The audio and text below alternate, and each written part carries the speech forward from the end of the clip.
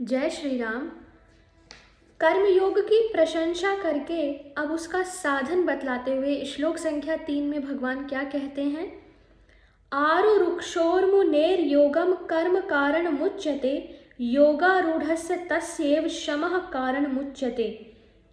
अर्थात योग में आरूढ़ होने की इच्छा वाले मननशील पुरुष के लिए योग की प्राप्ति में निष्काम भाव से कर्म करना ही हेतु कहा जाता है और योगारूढ़ हो जाने पर उस योगारूढ़ पुरुष का जो सर्व संकल्पों का अभाव है वही कल्याण में हेतु कहा जाता है। योग में आरूढ़ होने के लिए निष्काम भाव से कर्म करना और योगारूढ़ होकर सभी संकल्पों का अभाव कर हो जाना। प्रश्न है, यहाँ मुनेह इस पद से किस पुरुष का अभिप्राय है? मुनेह। उत्तर है कि मुनेह यह पद यहाँ उस पुरुष के लिए विशेषण रूप में आया है जो परमात्मा की प्राप्ति में हेतु रूप योग आरूढ़ अवस्था को प्राप्त करना चाहता है। अतएव इससे स्वभाव से ही परमात्मा के स्वरूप का चिंतन करने वाले मननशील साधक का आशय है। प्रश्न है कि योग आरूढ़ अवस्था की प्राप्ति में कौन से कर्म हेतु हैं?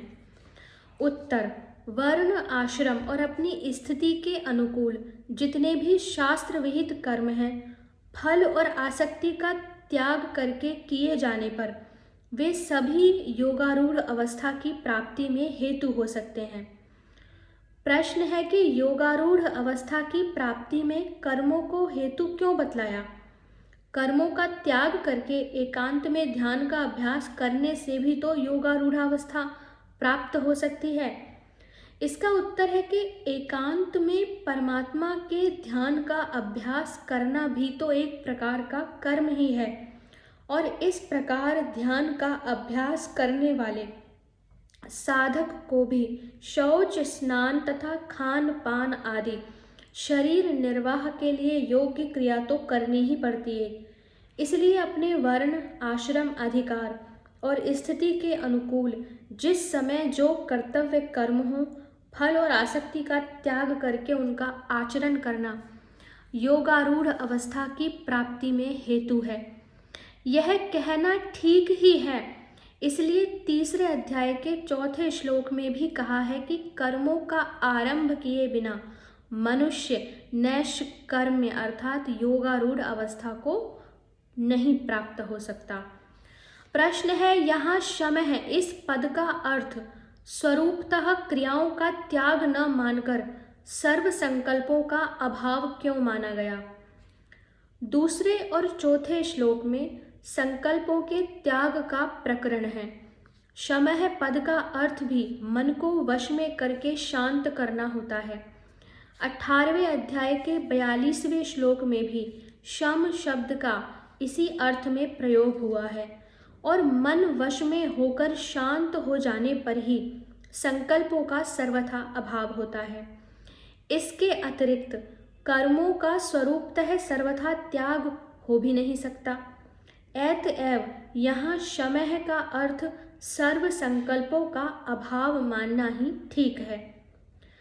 प्रश्न है कि योगारूढ़ पुरुष के शम को कर्मों का कारण माना जाए तो क्या हानि है?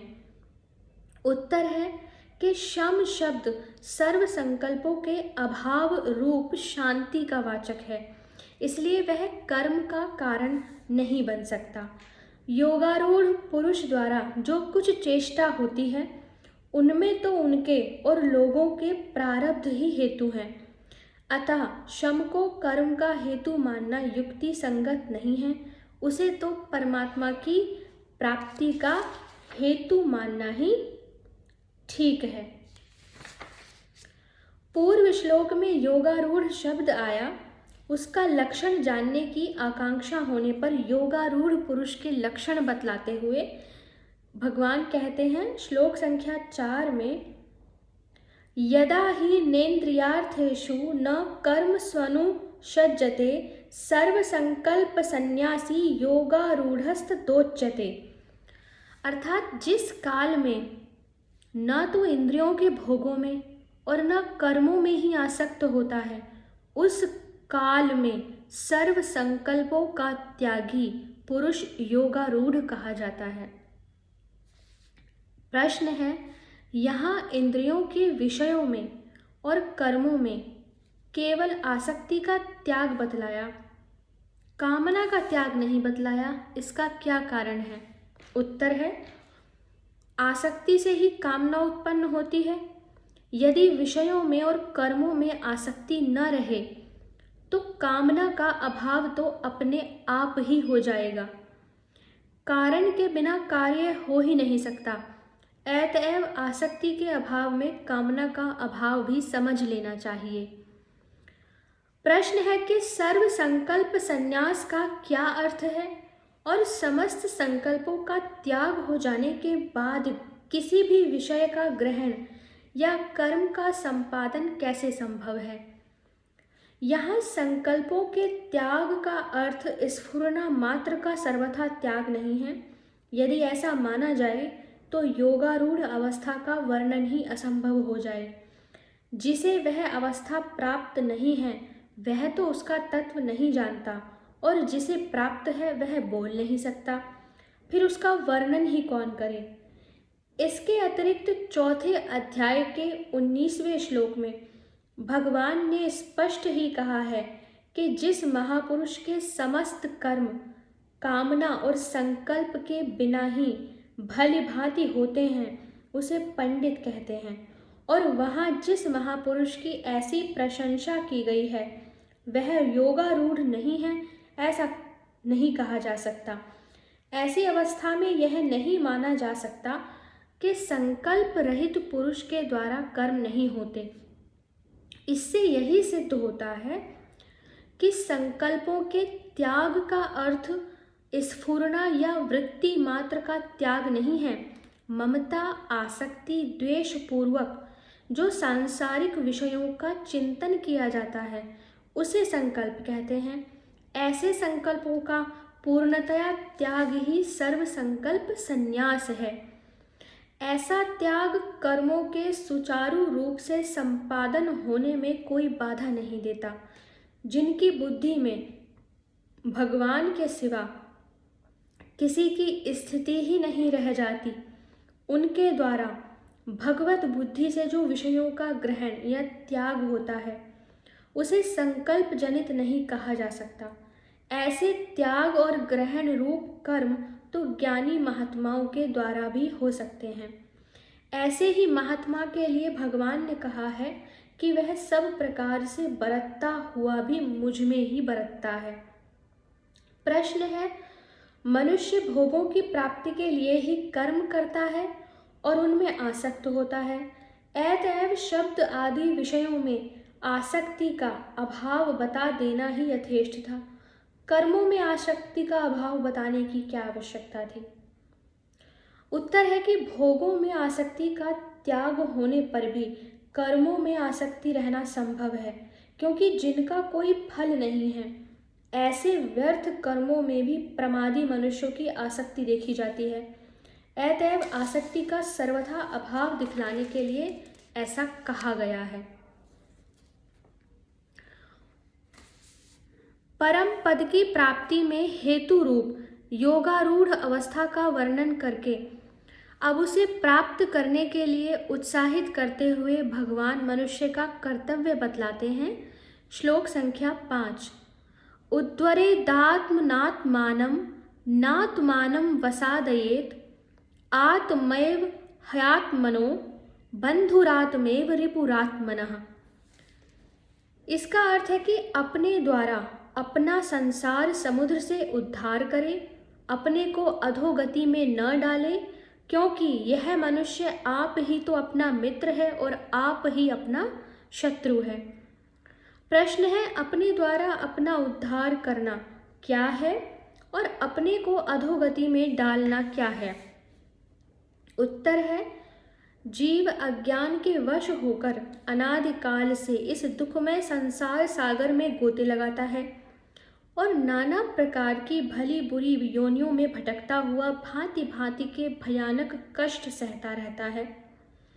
जीव की इस दीन दशा को देखकर दयामय भगवान उसे साधनोपयोगी दैव दुर्लभ मनुष्य शरीर प्रदान करके एक बहुत सुंदर अवसर देते हैं, जिसमें वह चाहे तो साधना के द्वारा एक ही जन्म में संसार समुद्र से निकलकर सहज ही परम आनंद स्वरूप परमात्मा को प्राप्त कर ले।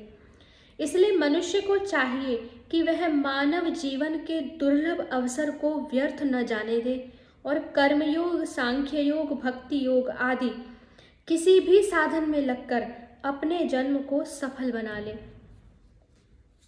यही अपने द्वारा अपना उद्धार करना है।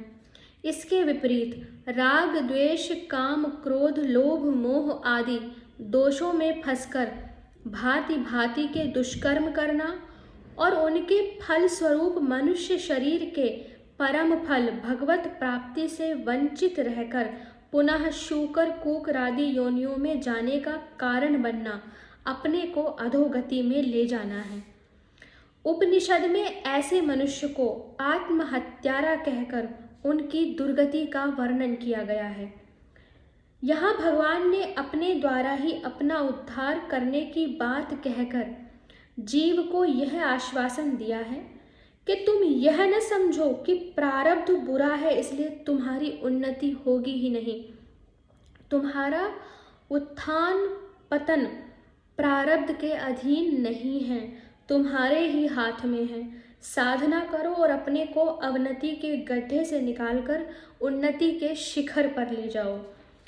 अतएव मनुष्य को बड़ी ही सावधानी तथा तत्परता के साथ सदा सर्वदा अपने उत्थान की, अभी जिस स्थिति में है उससे ऊपर उठने की, राग, द्वेष, काम, क्रोध, भोग, आलस्य, प्रमाद और पापाचार का सर्वथा त्याग करके शम, दम, तितिक्षा, विवेक और वैराग्य आदि सद्गुणों का संग्रह करने की, विषय चिंतन छोड़कर श्रद्धा और प्रेम के साथ भगवत चिंतन करने की, भजन, ध्यान, सेवा, सत्संग आदि के द्वारा भगवान को प्राप्त करने की साधना करनी चाहिए।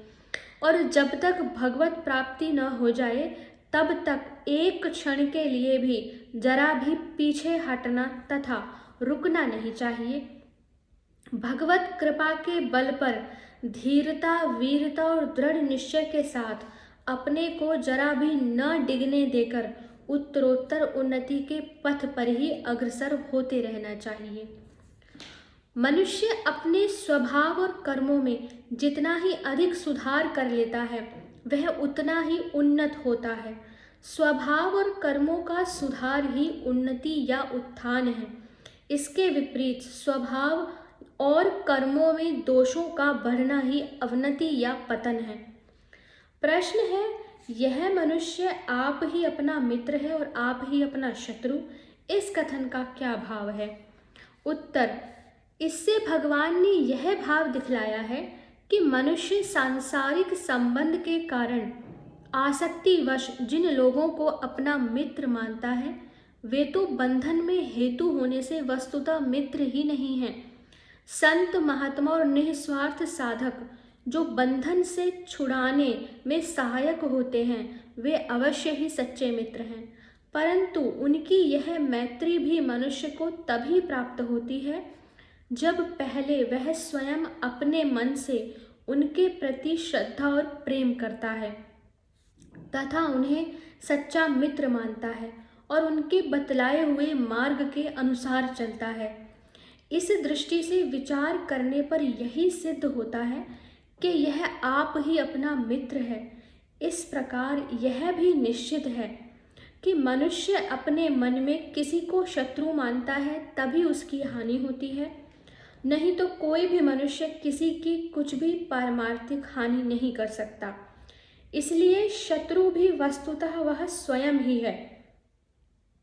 वास्तव में जो अपने उद्धार के लिए चेष्टा करता है वह आप ही अपना मित्र है और जो इसके विपरीत करता है वही अपना शत्रु है। इसलिए अपने से भिन्न दूसरा कोई भी अपना मित्र या शत्रु नहीं है। श्लोक संख्या